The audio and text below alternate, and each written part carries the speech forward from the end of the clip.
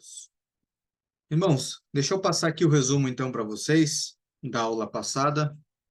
A aula passada eu já deixei aqui, já está posta aqui no YouTube. Os irmãos que vão nos acompanhar aqui pelo YouTube também que sejam muito bem-vindos, que você possa vir acompanhar esta reunião ao vivo conosco, amém? Para aqueles que estão assistindo aí pelo YouTube e não me conhecem, meu nome é Rony.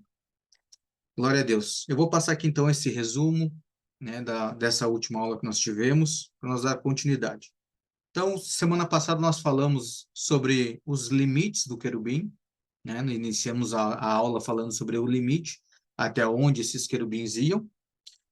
Falamos também, demos início no livro ali de Ezequiel, né? Falando um pouco sobre a projeção profética, né? Acredito que todos lembram que essa projeção profética é a forma com que Deus usa para falar de algo espiritual, algo celestial, da qual nós desconhecemos. Então, como é que nós vamos conhecer algo que ainda não conhecemos? Então, Deus, para fazer a gente ter esse entendimento, ele usa aquilo que está ao nosso redor, ou seja, aquilo que nós conhecemos, para apontar algo semelhante, né, no mundo espiritual. Então, isso se chama projeção profética. Falamos também sobre a diferença que Lúcifer tinha, né? Ele era um querubim, qual que era a diferença dele para os outros querubins? Que Lúcifer era um querubim ungido. Então, essa era a diferença dele. Falamos também que tudo que Deus cria, ele estabelece uma ordem, ou seja, uma lei. Então, tudo que Deus cria estipula uma lei. Lúcifer e seus anjos, né? Os anjos que eram subordinados a ele, né? Esses guardiões, eles guardavam então toda a criação para que elas cumprissem toda a ordem. Já que toda a criação tem uma ordem quando ela é criada, o Senhor estabeleceu então Lúcifer e os seus anjos, né, esses guardiões, para guardar que toda a criação cumprisse com essa ordem do Senhor. Cada anjo guarda conforme a sua essência, que nós falamos, né? Que nós vimos lá em Apocalipse, que tem vários tipos de anjos, né? O anjo do fogo, o anjo da água, os anjos dos ventos. Então, cada anjo vai estar cuidando e guardando uma parte da criação de acordo com a sua essência, de acordo com aquilo para o qual ele foi criado. Falamos também sobre o mundo espiritual ser operacionalizado pelos anjos, né? Lemos também Apocalipse lá, nós pegamos um texto e vimos que toda a ação foi feita pelos anjos. Então, o Senhor ia dando uma ordem e os anjos iam fazendo a operação. E é assim que vai acontecendo no mundo espiritual. Amém? E a responsabilidade também, né, dos guardiões, né, de guardar toda a criação. Então, esse é um pouquinho aí do resumo da nossa aula passada, para hoje nós podermos entrarmos, então, no contexto e continuação daquilo que nós temos ainda para falar, que é bastante coisa. Amém? Creio que todos, então, entenderam, né, pelo menos essa boa parte, né, boa parte do que foi ministrado até aqui. Vamos dar continuidade. Nós vemos, então, que em todas essas áreas da natureza que Deus ergueu, que Deus fez, Deus ele ergueu um príncipe, e debaixo desse príncipe, Deus colocou outros anjos para servir no mesmo propósito, debaixo de uma autoridade. O que ele quer dizer? Que o Senhor fez toda a criação e o Senhor estabeleceu agora um príncipe, ou seja, um querubim ungido que cobre, como nós lemos lá em Ezequiel 28, né? Ele era um querubim ungido, né, que cobre. Então o Senhor estabelece ele. E o Senhor estabelece anjos para servi-lo. Ele comanda esses anjos para toda a criação. E todo esse conjunto de anjos e esse querubim cobridor estão todos eles debaixo do mesmo propósito e da mesma autoridade. Ou seja, o Senhor estabeleceu um propósito, todos eles estão sujeitos a esse propósito e todos eles estão sujeitos à autoridade de Deus. E nós sabemos, claro, que não são todos, mas nós entendemos que muitos, né, muitos não gostam dessa coisa de hierarquia, né, de ter uma liderança sobre cada um. mas nós temos que entender que é assim que funcionam as coisas no céu. As coisas que o Senhor estabeleceu, e se você pensar de uma forma natural, você vai ver que em todo o ambiente é dessa forma, né? Então, os céus, ele funciona dessa forma, de uma forma hierárquica, ou seja, tem hierarquia. Então, as coisas aqui na Terra não serão diferentes. Se você ver, vamos usar um exemplo básico que nós já usamos aqui em outro momento, que é em uma empresa. Uma empresa, se ela não tiver uma hierarquia, uma organização, vira bagunça. E assim é para tudo, né? Principalmente nós cristãos, nós sabemos que dentro de casa também há uma hierarquia. Então, esse é o movimento dos céus. Esse é o movimento dos céus. Nós precisamos compreender dessa forma. Então, se Lúcifer, né, ele governava a Terra, nós entendemos isso, de tudo isso que nós vemos ministrando e aprendendo, a gente vê que Lúcifer, ele governava, então, a Terra. Por isso que ele diz lá em Isaías 14, que nós vemos na outra aula, que ele disse que eu subirei ao céu, acima das estrelas de Deus, exaltarei o meu trono. Então, nós conseguimos ver, já que ele governava a terra, ele queria subir, então, aos céus para governar também de lá. Então, nós precisamos lembrar que nós falamos que o mundo espiritual é operacionalizado pelos anjos, amém? Porque nós temos que entender a ideia também de embaixador. Tá? Qual é essa ideia de embaixador? Ou seja, de representante? Porque, irmãos, o que o embaixador faz? Ele representa o seu país. Ou seja, um embaixador aqui dos Estados Unidos ou de qualquer outro país, dentro da embaixada, as regras, as leis, o que rege ali são as leis dos Estados Unidos, mesmo eles estando aqui no Brasil. Quando esse embaixador vai falar, ele está falando pelos Estados Unidos. Essa é a representatividade. E nós temos que compreender isso também nas questões celestiais, porque, irmãos, Deus, ele não vai, ele manda ir. E quando nós observamos nas Escrituras, você vai ver que sempre Deus envia um representante, começando até mesmo lá pelo jardim, quando o Senhor envia o seu verbo. Que você, quando você vê que a voz do Senhor, né, quando Adão vê o Senhor vindo no jardim, era o seu verbo, a sua voz. Então, o Senhor sempre envia um representante. E nós temos que compreender um pouquinho sobre isso. Quando Deus falou lá com Moisés, por exemplo, lá na sarça, você vai ver lá em Êxodo, capítulo 3, no versículo 2, falando o anjo do Senhor. Ou seja, era um anjo, era um representante do Senhor. Mesmo que lá no versículo 4 você vai ver que Deus chamou ele da sarça. Só que quando você observa aqui ele falando o anjo do Senhor, que nós entendemos aqui que esse o anjo do Senhor é o Cristo, é o Verbo, aí você vai entender o porquê que foi falado lá que era Deus chamando ele, porque o Verbo também é Deus, pelo menos é isso que nós vemos lá em João, quando diz que no princípio era o Verbo e o Verbo estava com Deus e o Verbo era Deus. Então você começa a observar nos textos que, na verdade, o Senhor envia um representante, sempre.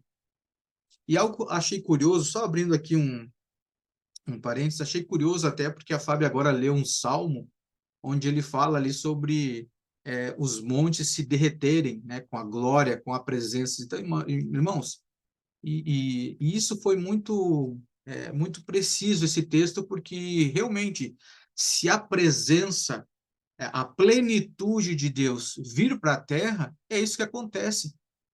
Os montes se derretem, tudo é consumido pela glória, pela presença do Senhor. Então, o Senhor sempre vai estar enviando os seus representantes. E nós vamos ver isso também no Novo Testamento, né? Principalmente o apóstolo Paulo vai trazer nas suas cartas essa ideia do embaixador, do representante, e o representante mesmo, do outro, de representar o Senhor, que desempenha verdadeiramente essa função. Qual é a ideia, então? Irmãos, a ideia inicial e original é que onde eu estou, Deus está. Se eu falo, Deus fala. Essa é a ideia do embaixador. Por isso que nós temos que cuidar como nós andamos, como nos portamos e até mesmo o que falamos, porque nós, com o passar do tempo, nós esquecemos que nós somos representantes do Senhor aqui na Terra, ou não? Você não é um representante do reino? O reino não se manifesta através de você? Então você é um embaixador do reino. Se você é embaixador do reino, esse reino tem um rei. E esse rei também representa um Deus, que é o nosso Deus Todo-Poderoso. Ou seja, onde você está, a presença de Deus também está. Quando você abre a sua boca, você está enviando o verbo. É Deus falando através da sua boca. Por isso que o Senhor fala lá para Jeremias, não diga que você é uma criança. Eu vou colocar as minhas palavras na sua boca. Eu vou dizer o que você tem que falar. Por quê? Porque Jeremias estava representando o Senhor. Então essa é a ideia. E a gente vai perdendo com o tempo. Olha só, Davi. Davi, ele é um cara que ele sabia muito bem sobre respeitar e reconhecer sobre essas questões de representante. Até porque ele passou por essa experiência. Então, um belo dia, né, um dos valentes lá de Davi falou para ele, ó, vamos matar Absalão. Aí Davi disse, de jeito nenhum, de jeito nenhum. Vai que Deus me rejeitou, assim como rejeitou Saul. E vai que o trono já não é mais meu, e sim dele. Porque ele entendia que alguém é um representante do Senhor. Se ele se ergue contra Absalão, e Absalão agora é o verdadeiro rei, e aí? Ele está se levantando contra uma autoridade, contra um representante do Senhor? Então ele compreendia muito bem sobre isso. E aí, o que Davi faz? Ele disse, bom, eu vou fazer o seguinte, eu vou potencializar o desejo de Absalão. Saiu da cidade. O que aconteceu? Absalão foi lá e disse, agora ficou mais fácil. Foi lá e tomou o trono. Morreu. E aí, Davi diz para esse valente, diz assim, eu não quero ser um Saul na vida de Absalão. Porque o Senhor tinha erguido Saul, rejeitou Saul e ergueu ele. E ainda o valente diz, não, não, Davi, pelo amor de Deus, você nem se compara. Absalão procura te matar. E aí olha a resposta de Davi, cuidado, porque ele ainda é filho do rei. Ou seja, ele estava lembrando o valente, diz: olha, cuidado, ele ainda é uma autoridade. Tenha cuidado, parece que é você que está perdendo a noção de quem é a autoridade. Então ele disse: eu não quero ser um Saul na vida de Absalão. Porque se Deus me rejeitou e ergueu Absalão, eu estou me levantando agora contra a autoridade, ou seja, contra o próprio Deus. Só que como o Senhor não tinha rejeitado Davi, quem teve a consequência foi Absalão. Então nós temos que ter esse entendimento, que se você está representando o Senhor, você é uma autoridade. Assim como quando você vê alguém que está representando o Senhor, também é uma autoridade. Irmãos, a autoridade, ela não é autoridade só quando tem um comportamento que me agrada. A autoridade é autoridade. Se a Bíblia diz que toda autoridade foi erguida por Deus, ou seja, quem vai tratar, quem vai corrigir essa autoridade é o próprio Senhor. Mas, infelizmente, muitos pensam assim. Quando a autoridade não tem um comportamento que me agrada, não é mais autoridade. E foi assim que o anjo pensou. Deus está fazendo talvez de um jeito que eu não estou gostando. Vou estabelecer meu trono. Eu vou subir aos céus, vou exaltar o meu trono. Autoridade é autoridade. Não importa. É o Senhor que vai trazer a correção. E aqui o anjo também sofreu essa consequência. Mas, enfim, se o anjo, então, não estava no céu, onde é que ele estava? Porque ele disse, eu subirei aos céus, acima das estrelas de Deus. Se ele não estava já nos céus, aonde que ele estava? Vamos abrir lá em Ezequiel, deixa o texto aí separado, que nós vamos usar bastante ele. Pegue a sua Bíblia, já vai marcando os textos, vai anotando as referências. Ezequiel 28, versículo 13. Vamos pegar esse início ali. Ele vai dizer assim: Tu estivestes no Éden, o jardim de Deus. Olha só, irmãos, quando hoje eu estava, né, repassando aqui essa palavra, essa mensagem aqui, e quando eu cheguei nessa parte que eu estava lendo, o Senhor me trouxe um pensamento a respeito desse texto. Porque quando eu leio aqui em Ezequiel, e ele diz assim: Tu estivestes no Éden, o jardim de Deus. O que que me dá a entender? O que me dá a entender é que o jardim de Deus é toda a terra. Porque, ó, nós vamos construir uma ideia aqui. Eu quero tentar passar para vocês o que o Senhor passou no meu coração. Vamos ler lá em Gênesis. Abra Gênesis, capítulo 2, versículo 8, para nós entender uma coisa. Olha o que o Senhor vai estar dizendo aqui em Gênesis 2, versículo 8. Ele vai dizer assim: E o Senhor Deus plantou um jardim na direção leste do Éden, ou seja, um jardim no Éden. O que que quer dizer esse Éden? Éden quer dizer terra, no hebraico, é terra. Então eu tenho que observar que foi plantado um jardim na terra.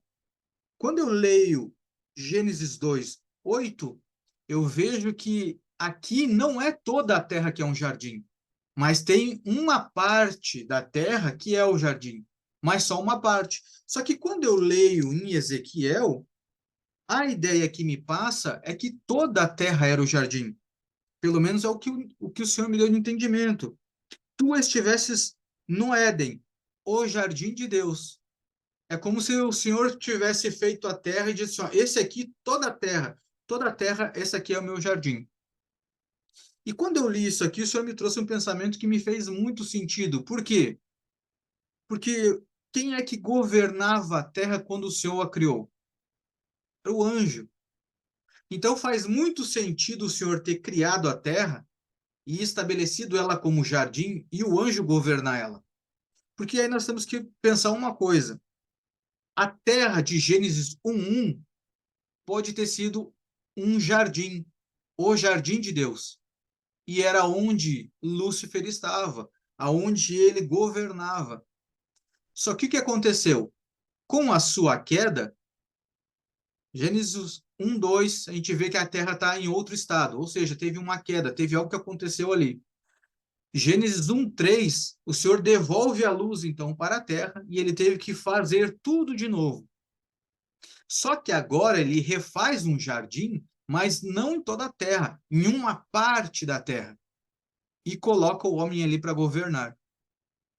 E aí, qual que foi a ideia que o Senhor me deu? Que foi feito um caminho e agora o Senhor estabeleceu um caminho de volta. Por quê? Primeiro ele estabeleceu a terra, Gênesis 1:1, como o jardim de Deus. Aí houve a queda. Aí agora o Senhor faz uma parte da terra como jardim, não toda a terra. Houve também a queda do homem.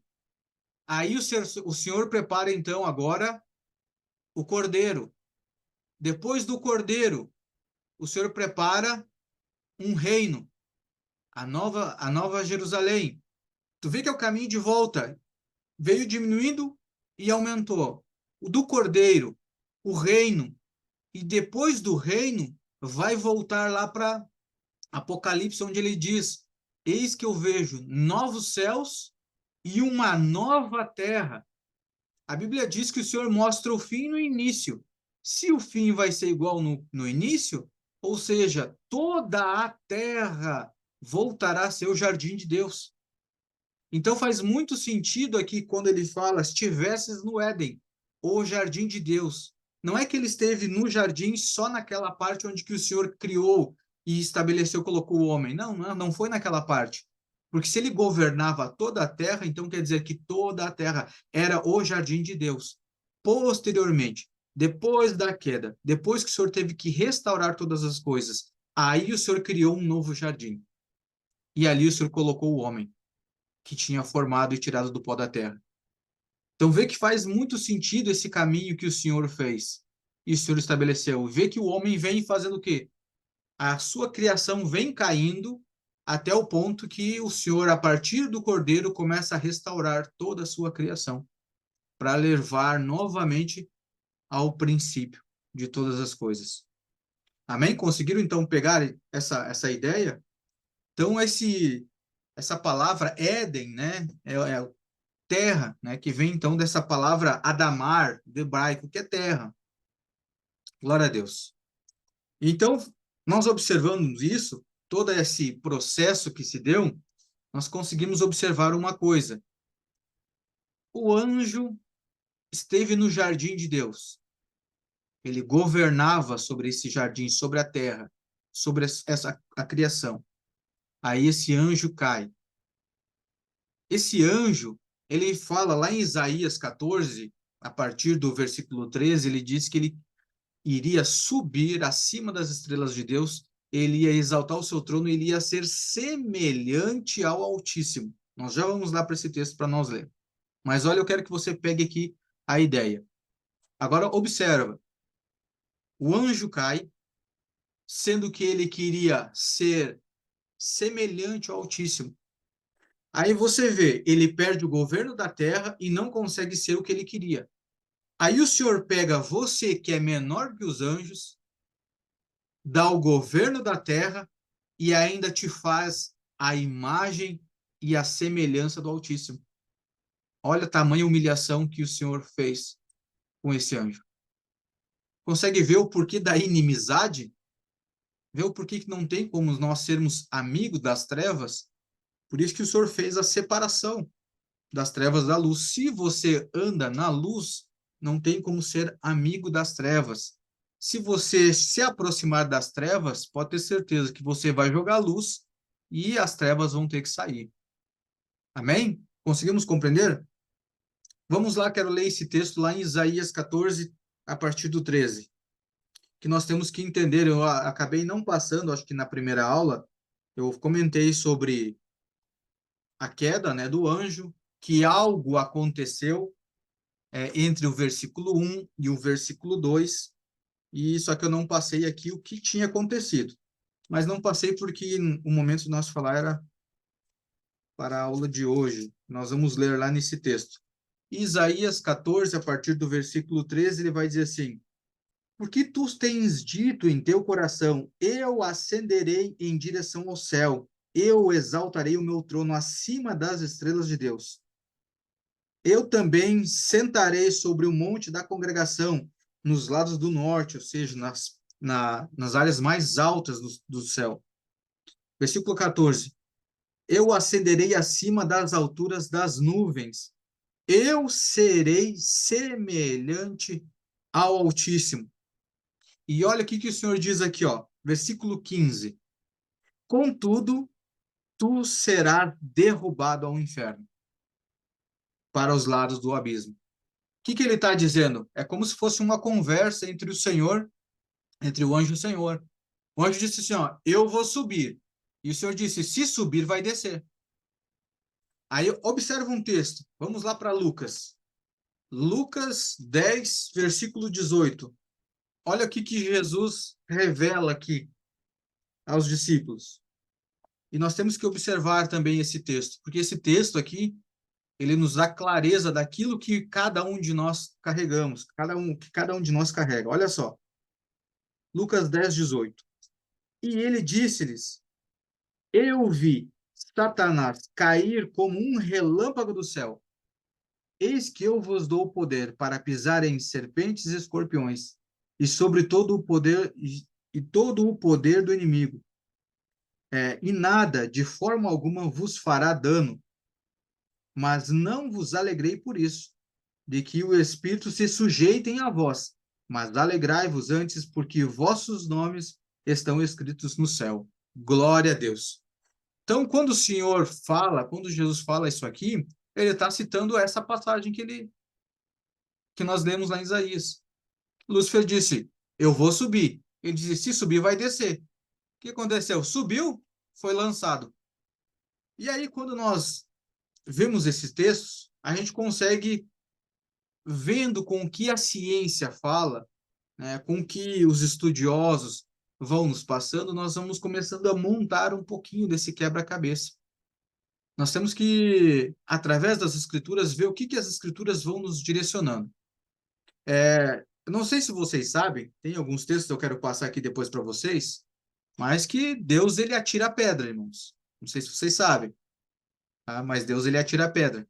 Então você vai ver que teve um povo do Senhor que entrou numa batalha lá contra Jericó e Deus falou para eles assim, olha, não toquem nas coisas consagradas, né? Porque são anátemas a vocês. Porém, Acã, o que que ele fez? Foi lá e pegou uma capa, uma das coisas que era consagradas. Aí, tudo bem, passou. Logo depois, eles foram lutar contra uma cidadezinha, né, chamada Ai, que era uma cidadezinha pequena. Eles começaram a perder e fugiram da cidade. Aí, Josué pegou e foi orar, né, ver com o Senhor o que que tinha acontecido. Deus disse: olha, Israel pecou contra mim. E olha só, mesmo que só Acã tivesse pegado a capa, o Senhor disse Israel, ou seja, todos pecaram contra mim. Por isso vocês estão perdendo. Aí Josué então se acertou com Deus e aí Deus foi defender então Israel. O que que o Senhor fez? Tacou pedra em Ai. Só vocês lerem lá, tá lá em Josué capítulo 10. Lê lá toda a história, vocês vão ver. Então não é de hoje que o Senhor taca pedra, né? Essas pedras que vêm do céu. E com o anjo, irmãos, pelo que nós estudamos, pelo que os teólogos estudam e nós cremos, assim, também não foi diferente. Qual que é a diferença? Que os cientistas falam que meteoros caíram na Terra. Houve uma chuva de meteoros. Por isso, a extinção dos dinossauros. O que nós cremos biblicamente? Que entre o versículo 1 e o versículo 2 houve essa queda do anjo. O que caiu na terra? Porque muitos creem que o anjo caiu na terra e que a queda do anjo na terra que houve a destruição da terra. Mas não foi o anjo que caiu na terra, porque se você observar, aqui no Lucas 10:18, você vai ver que o Senhor diz que eu vi Satanás cair como um relâmpago do céu, mas ele não diz aonde que ele caiu. Ele não diz que foi na terra. Mas a ciência diz que uma chuva de meteoros caiu. Ou seja, o anjo caiu. Lembra que o anjo ele tinha acesso ao terceiro céu, ao mais alto dos céus, na presença do Senhor? Então essa queda do anjo foi pelo caminho. Só que as pedras não pararam pelo caminho, atingiram a terra. Então, essa queda do anjo, essas pedras que foram atiradas atrás do anjo, que foi o que caiu na terra e o que houve a destruição. Então, hoje você consegue compreender o que aconteceu entre o versículo 1 e o versículo 2, essa destruição. Aí, quando você começa a ler Gênesis, você começa a compreender. Por isso que nós estamos estudando tudo isso, desde a criação, sobre a queda, o que houve, para lá na frente nós entendermos a batalha espiritual, para nós sabermos o porquê que nós passamos lutas com esses anjos das trevas. Agora faz um pouco mais de sentido tudo isso que nós estamos estudando? Eu acredito que sim. Amém? Vamos voltar lá em Ezequiel. Vamos dar continuidade nesses textos. Ezequiel 28, continua no mesmo versículo. Versículo 13. Vamos seguir ele lendo. Ele disse: Tu estivestes no Éden, o jardim de Deus. Toda pedra preciosa era tua cobertura. Tá? Vamos parar por aqui. Quando ele diz ali, toda pedra preciosa, quanto é toda? Não, não é toda. Nós temos que ver pela Bíblia. Quanto é toda? Vamos ver o que a Bíblia diz como que são todas. Vamos lá. Eu quero ler com vocês primeiro aqui as pedras da cobertura do anjo. Vamos lá. Se você quiser anotar, vá anotando de 3 em 3.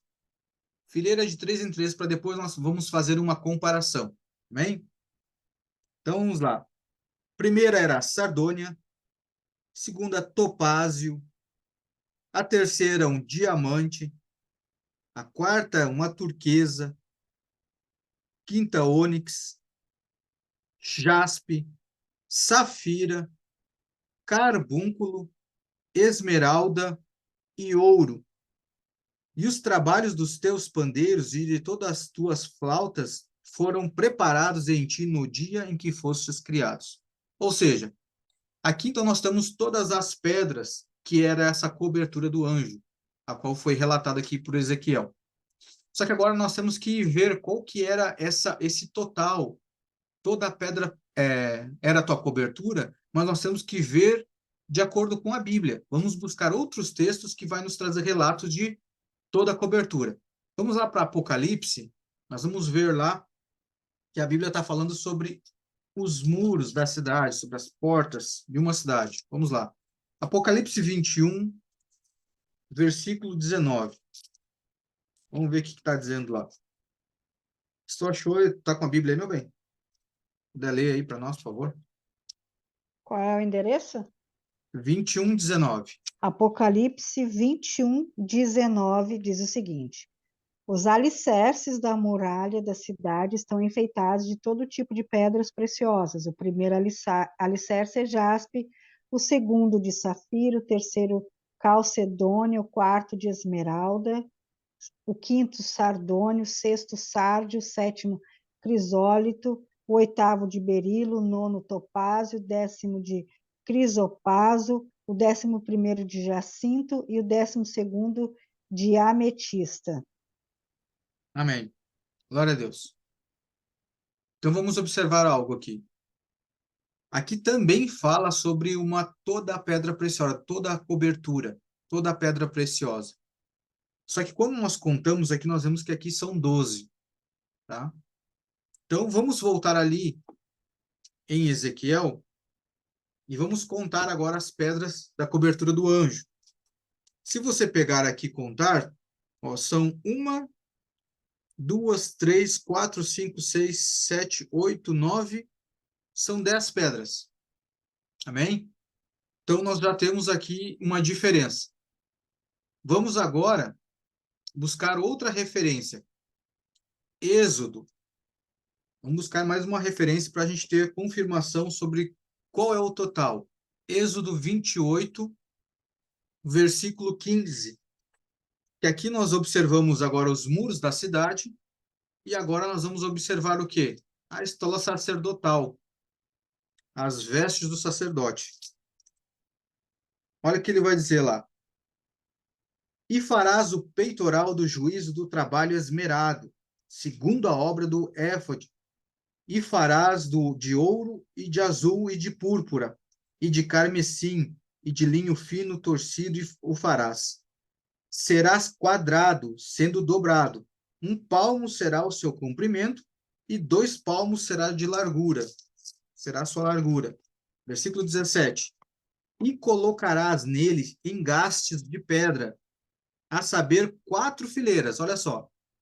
Anotem isso aí. São 4 fileiras de pedras. A primeira fileira, se quiserem anotar aí também, é muito bom vocês fazerem essa anotação aí. Primeira fileira será de um sárdio, a segunda de um topázio, a terceira de um carbúnculo. Esta é a primeira fileira. Então, a primeira fileira, 3 pedras. Vamos ver a segunda fileira, versículo 18. E a segunda fileira será de uma esmeralda, de uma safira e de um diamante. Essa é a segunda fileira. Terceira fileira, um jacinto, de uma ágata e uma ametista. Terceira fileira, bem? Vamos para a quarta fileira. Será de berilo, de ônix e de jaspe. Serão engastadas em ouro nos seus engastes. Ou seja, são 4 ordens de 3 pedras, dando o total de 12 novamente.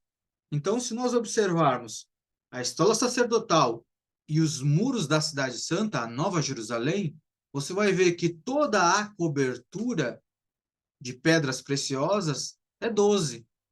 Então, vamos voltar ali em Ezequiel, quando eu observar aqui nos textos E o escritor diz assim, que toda a cobertura, vamos ler ali, tu estiveste, toda a pedra preciosa era a tua cobertura. Amém? Então, se toda a pedra preciosa era a cobertura dele, ou seja, ele tinha que ter 12. E agora nós temos que observar mais uma diferença dentro dessas pedras, que o ouro, ele não é uma pedra, ele é metal. Então, como que nós estamos vendo o ouro aqui, nessa, digamos, estola sacerdotal desse homem? Como que o ouro veio parar ali? Já que toda a pedra preciosa era a cobertura dele. Então, se toda a pedra preciosa era a cobertura dele, ele tinha que ter as 12. Ou como as do muro, ou como as da estola sacerdotal. Então, alguma coisa ocorreu, que houve essa mudança. E por que o ouro? Porque o ouro, na Bíblia, é o maior símbolo da divindade. E ninguém pode ser Deus sem ouro. E como ele queria ser Deus, o que ele fez? Substituiu a terceira ordem. Se você observar, fizer a comparação, ele não tem a terceira ordem descrita. Então ele troca a terceira ordem, as suas pedras, pelo ouro, nessa ânsia, né, nessa ganância de querer ser Deus. Houve essa troca. Então, o jacinto, ágata e ametistas, ele trocou. Por quê? Essas são as três pedras mais simples. E esse foi o motivo pelo qual ele caiu. Deixa eu ver se eu consigo colocar aqui para vocês, para nós compararmos.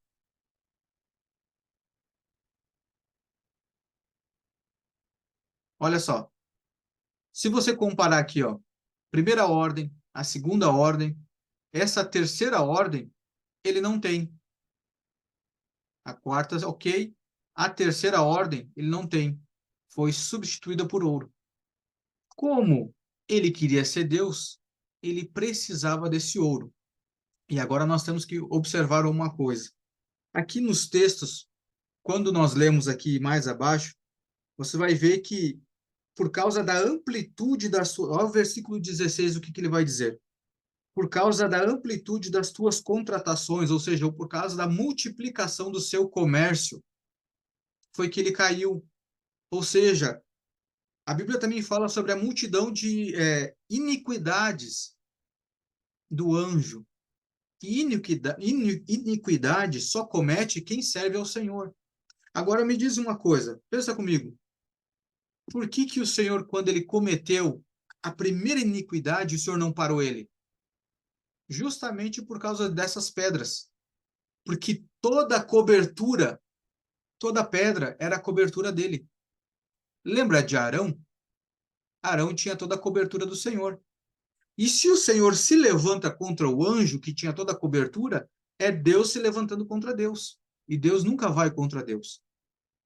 Tanto é que quando o Senhor fala a Moisés, ó, sobe você, Arão, e o filho de Arão, o Senhor retirou, falou para que Moisés tirasse as roupas sacerdotais. Pessoal, Arão vai se juntar ao seu povo. E Deus só recolhe Arão depois que tira suas vestes. Por quê? Arão tinha toda a cobertura. Se Deus mata Arão com as vestes, era Deus contra Deus. E Deus nunca se ergue contra ele mesmo. Eu até estava conversando com a Fábio sobre isso. Por isso que irmãos na fé não podem estar brigando entre si. Não pode estar um cristão contra o outro. Porque se nós somos representantes do Senhor, como que eu vou me levantar contra um irmão? Já que Deus não é contra Deus. Só há duas situações que ocorre isso. Ou os dois são meninos na fé, porque crianças brigam, ou um dos dois não são de Deus, e por isso que há briga.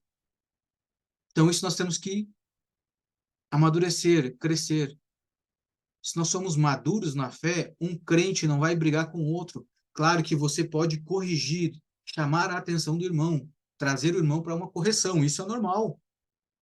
Dizer que você não pode corrigir o irmão, isso aí é besteira. Não, você pode corrigir.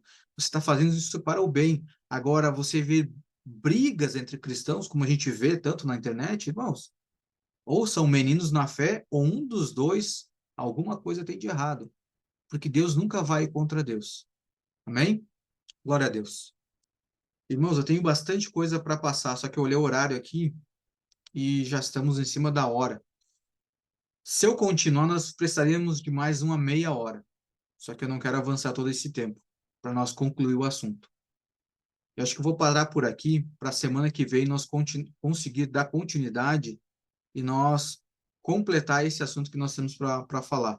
E aí a gente não corta pela metade. Amém? A gente para uns minutinhos hoje até para a gente conversar um pouquinho sobre o que foi falado. E aí semana que vem a gente fala um pouco mais. Glória a Deus.